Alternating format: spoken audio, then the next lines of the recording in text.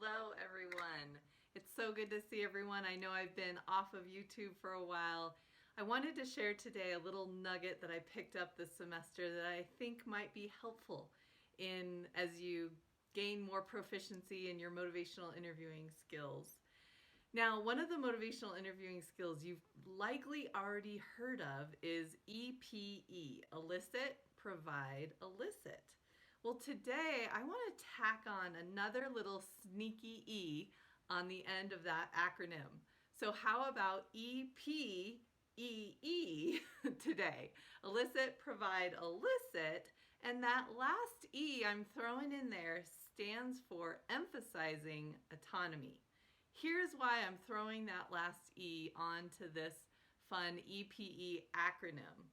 The reason is because a lot of times clients don't really need your suggestions, ideas, etc., right?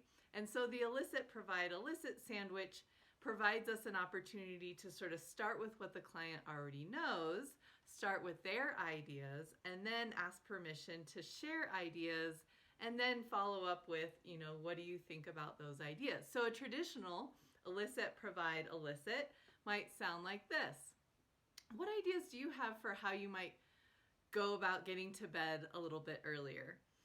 And then the client shares hopefully an idea or two, or they may just say, I'm really stumped and I don't have any ideas.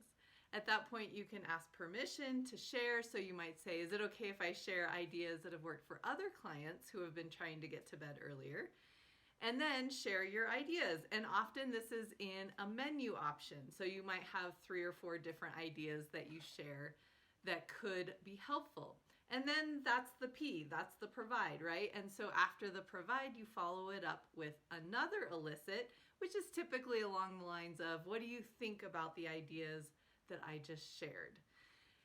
Now, here's where my sneaky little E comes in, my second E at the end of that. Well, really it's the third E, E-P-E-E, emphasize autonomy. I think it's really important for clients to hear that the ideas that you just listed off may or may not work for them.